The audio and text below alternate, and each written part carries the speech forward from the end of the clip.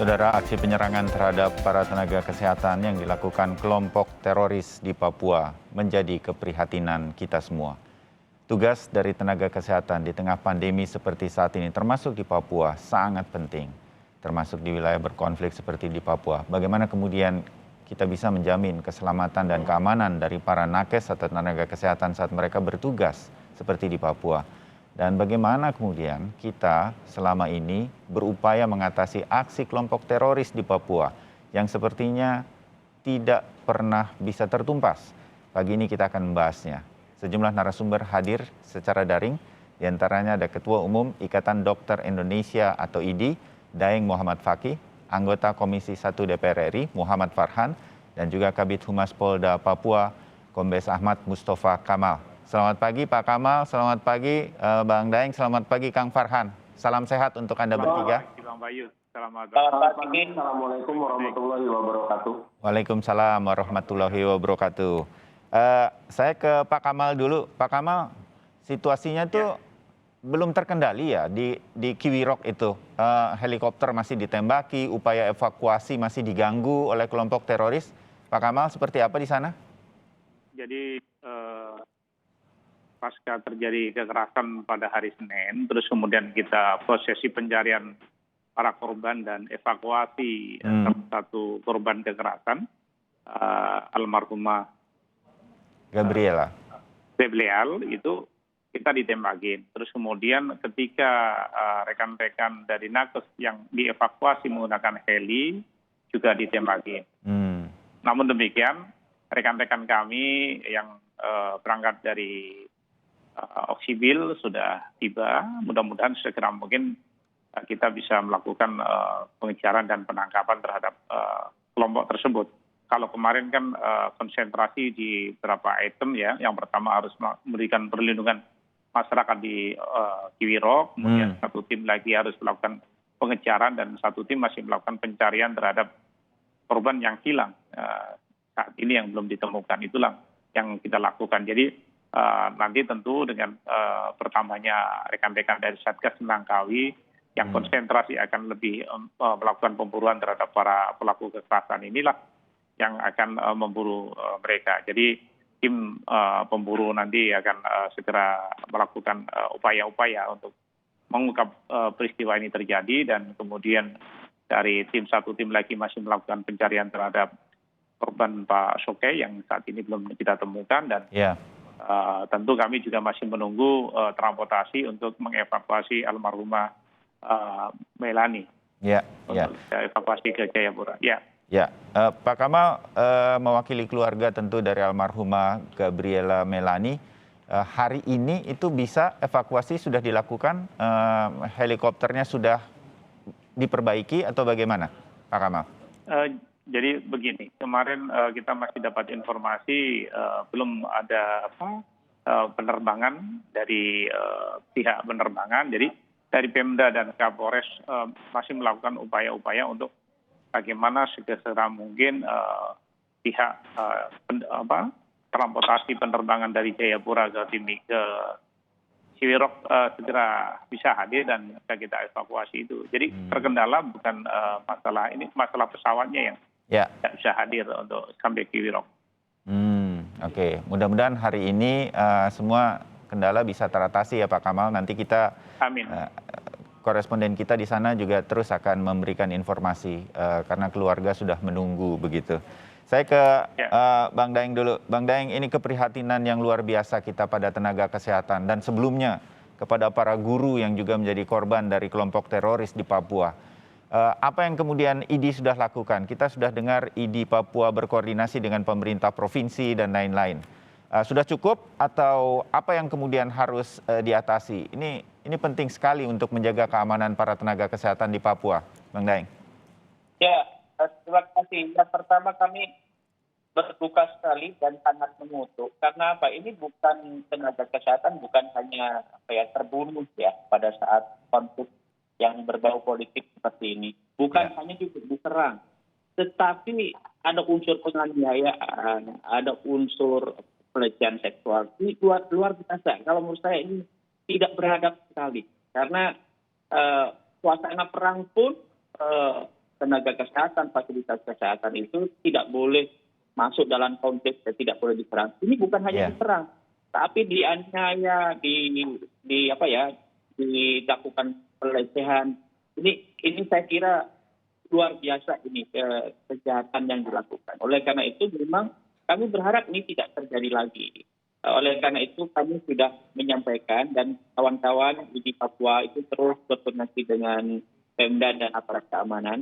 Ke depan supaya tidak terulang, kami sangat mohon kalau seandainya tenaga keamanan atau petugas keamanan itu cukup di masing-masing pos penting pelayanan ke masyarakat seperti pelayanan kesehatan, pelayanan pendidikan itu dijaga gitu karena ini tempat konflik.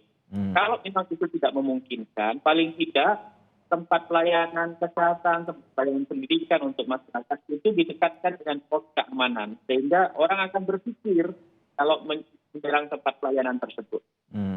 Ini akan dipenuhi apa yang diupayakan atau diusulkan oleh ID?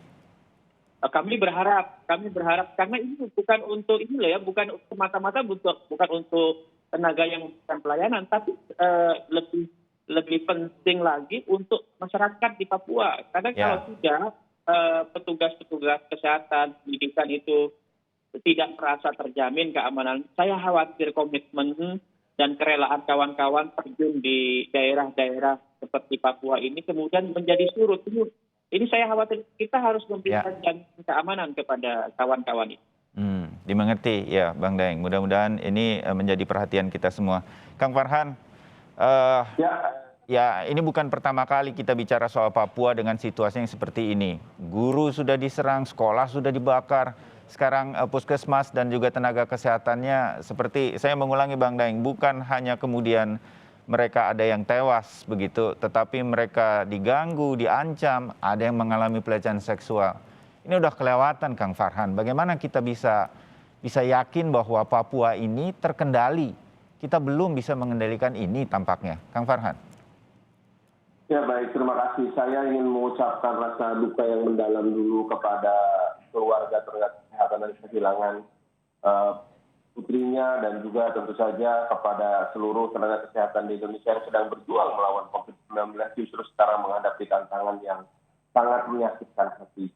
Kita semua berduka, kita semua marah, kita semua geram. Tapi pada saat bersamaan memang ada sebuah pertanyaan yang mesti dijawab seperti yang disampaikan oleh Mas Bayu tadi. Bahwa negara harus hadir memberikan rasa aman kepada kita semua.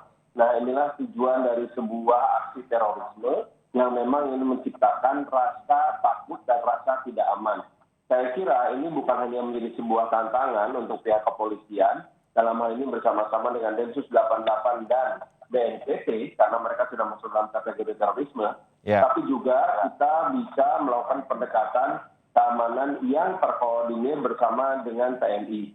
Memang ada tantangan yang sangat besar karena apabila provokasi mereka ini dijawab dengan istilahnya palu godam, maka mereka akan bisa memanfaatkan ini sebagai narasi melawan kita di dunia internasional. Nah, untuk itulah maka koordinasi yang terpusat dan terkendali. Saya kira Pak Presiden dalam hari ini bersama dengan Menko Polhukam dan juga bersama dengan Menko Maritim dan Investasi harus betul-betul fokus untuk menjadi koordinator sekaligus panglima tertinggi dalam pengamanannya karena kondisi keamanan di Papua ini selalu extraordinary, tidak pernah ordinary. Dan ini yang harus kita jaga bersama karena apa? Pendekatan-pendekatan yang kita lakukan selama ini kan kita dikecam karena melakukan pendekatan yang militeristik dan polisinil. Tetapi ketika pendekatan ekonomi dan pendekatan budaya sudah kita lakukan, salah satunya lewat Pekan Olahraga Nasional ini, 2 Oktober nanti kita mulai ya. Ini artinya bahwa kita tetap melakukan pendekatan yang manusiawi, pendekatan yang proporsional dan beradab. Nah, tentu saja dalam keadaan terpojok, kelompok-kelompok terorisme ini kemudian melakukan teror-teror yang memang mereka tidak punya cara lain lagi. Tidak ada pendekatan budaya, tidak ada pendekatan pembangunan ekonomi, tidak ada pendekatan yang beradab yang selain yang bisa mereka lakukan, selain daripada melakukan pendekatan-pendekatan seperti ini. Tegas, terukur. Saya kira Pak Ahmad Mustafa dan seluruh jajaran Polda Papua harus bisa menjawab itu, dan juga koordinasinya bersama dengan TNI pun harus menunjukkan efektivitas yang tinggi. Insya Allah hari ini kami dari Komisi 1 akan melakukan diskusi, akan ada bahan kajian masukan, beberapa diantaranya dari Sesko TNI. Kemudian juga kami akan melakukan rapat seminggu ini, salah satunya dengan BIN dan juga dengan jajaran Kemenhan beserta dengan jajaran TNI semuanya untuk mengetahui apa saja yang bisa kita lakukan sebagai bentuk pengamanan yang tegas terukur di Papua. Oke, Kang Farhan, titiplah kalau begitu. Nanti dalam diskusi permintaan dari pihak keluarga, baik pihak tenaga kesehatan dan juga guru sebelumnya dan juga para pemuka agama begitu untuk kondisi di Papua. Bagaimana situasi keamanan bagi orang-orang yang mungkin dianggap oleh kelompok teroris di sana bekerja untuk pemerintah, padahal mereka bekerja untuk masyarakat di sana, guru, tenaga kesehatan, mereka kan menjadi sasaran. Amankan mereka. Nah, ini bagaimana menjadi fokus begitu? Saya mengutip Bang Daeng bahwa mereka harus berada di titik tertinggi keamanan di sana karena mereka jadi sasaran kan selama ini. Kita melihat polanya lah begitu, Kang Farhan. Betul sekali. Mereka ini memang melakukan tindakan-tindakan yang kalau menurut pembelaan mereka kelompok yang membela teroris ini adalah disebut sebagai tindakan sporadis karena terpojok. Tetapi sebetulnya tidak. Yang mereka lakukan ini tindakan-tindakan yang sistematis, ya. Kalau kita perhatikan bahwa mereka awal memilih sasarannya itu sangat terukur gitu. Kelompok guru, kelompok tentara penjaga di garis luar, kemudian pos keamanan, sekarang adalah tenaga kesehatan spesifik loh. Yang diserangnya spesifik, puskesmas dibakar, kemudian yang dikejar dan dibunuh serta dianiaya adalah tenaga kesehatannya gitu. Jadi mereka tahu apa yang sudah mereka rencanakan, ini bukan tindakan sporadis lagi gitu. Nah, ditambah lagi sekarang ada tantangan berikutnya adalah kita kan sedang membangun infrastruktur telekomunikasi Palaparing. Bahkan para petugas Palaparing pun dikejar-kejar. Sekarang ini Palaparing di beberapa kabupaten di Papua terpaksa dihentikan karena masalah keamanan. Sebelumnya 2 tahun yang lalu kita ingat para pekerja konstruksi yang kemudian dibantai oleh mereka. Saya kira pola ini sudah sangat jelas, ini adalah bentuk terorisme. Kita akan pastikan bahwa negara hadir, kita akan membawa ini ke level yang tertinggi agar yang bebannya itu memang pelaksana lapangan Pak Ahmad Mustafa dan kawan-kawan, tetapi bebannya adalah beban para pembuat keputusan tertinggi di Republik ini. Ya, dimengerti. Dan nanti kita akan terus dapat update-nya lah dari Kang Farhan di Sapa Indonesia Pagi, anytime, setiap pagi begitu ya, Kang Farhan. Pak Kamal, Pak Bayu, makasih. Ya, Pak Kapolri sendiri, saya yakin memantau terus situasi di Papua. Apa perintah utamanya? Apakah perlindungan terhadap tenaga kesehatan, guru, pemuka agama, ya tentu juga para penjaga keamanan di sana, polisi dan TNI, ini sudah akan menjadi perhatian melihat bahwa situasi seperti yang terjadi di Kiwirok ini, menurut saya sudah kelewatan mereka dan harus segera dihentikan. Apa yang kemudian diperintahkan Pak Kamal oleh Kapolri? Jadi begini, ini kan kita ada Satgas Nemangkawi, ini sudah menjadi tanggung jawab kami yang ada di lapangan. Ya. Ketika ada peristiwa-peristiwa itu tentu rekan-rekan sudah langsung ongkol dan melakukan pengejaran.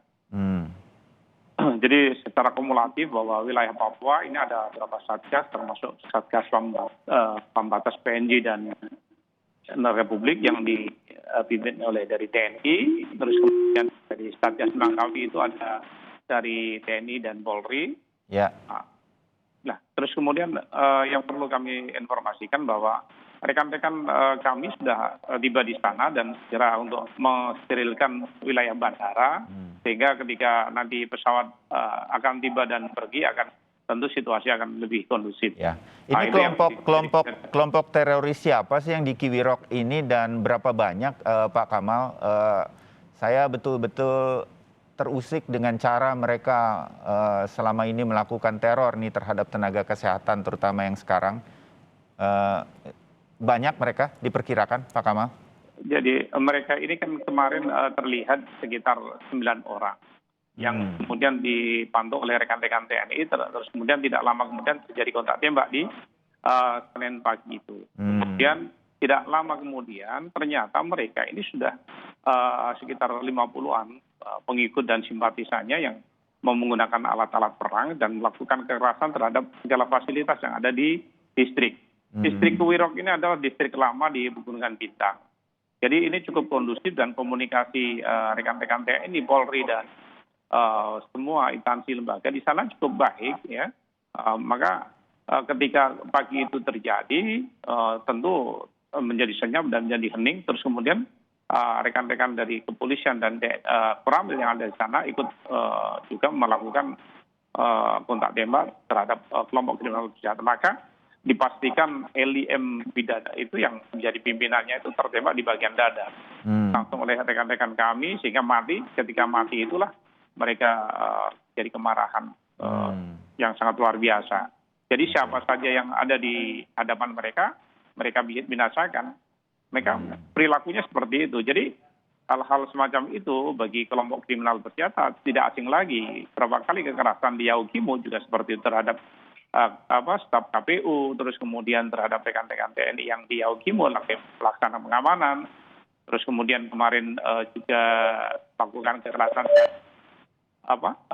karyawan di perbaikan jalan jembatan yang ada di Yaukimo. Ya syukur alhamdulillah rekan-rekan dari Satgas memang kami sudah tangkap satu pelakunya dan saat ini dalam proses penegakan hukum.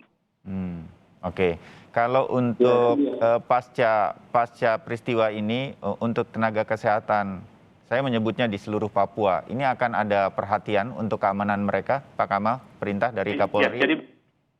Jadi begini, alhamdulillah kita komunikasi khususnya di Pegunungan Bintang, itu kemarin kan rencana mau ditutup untuk rumah sakit umum di kota kabupaten. Terus kemudian kami juga komunikasi dengan rekan-rekan yang di Nakes pusat, terus kemudian saya kontak Kapolres, kemudian dibicarakan dengan baik, sehingga saat ini sudah dilaksanakan pengamanan dari TNI Polri yang ada di Rumah Sakit Pegunungan Bintang. Mereka tutup karena khawatir atau takut begitu ya Pak Kamal ya? Bagaimana? Tadinya mereka mau tutup fasilitas kesehatan karena takut begitu? Iya. Tentu jadi trauma bagi rekan-rekan. Ya, dimengerti. Ketika saat melaksanakan kegiatan sosial, ternyata satu sisi mereka memperlakukan sangat luar biasa yang dihadap. Ini yang mereka kecewa dan menyayangkan sekali. Ya. Tapi sekarang setelah dilakukan pendekatan, fasilitas kesehatan sudah bisa buka lagi dengan penjagaan dari pihak keamanan? Alhamdulillah kemarin sudah dibuka kembali dan rekan-rekan tim Nakes melaksanakan aktivitas berjalan, sehingga rekan-rekan kami yang ada di Pegunungan Bintang konsentrasi di sibil ya, konsentrasi melakukan pelayanan keamanan di sana bersama rekan-rekan Nakes. Baik, ini perkembangan-perkembangan yang terus akan kami sampaikan. Kita jeda dulu Pak Kamal, Bang Daeng dan juga Kang Farhan. Kemudian kita sambung lagi setelah jeda untuk lebih mengkonkretkan apa yang bisa kita dengar dari Anda bertiga berkaitan dengan keamanan di Papua, terutama untuk para tenaga kesehatan, guru, tenaga infrastruktur yang sedang membangun di sana. Kami tetap akan kembali untuk Anda. Usai jeda.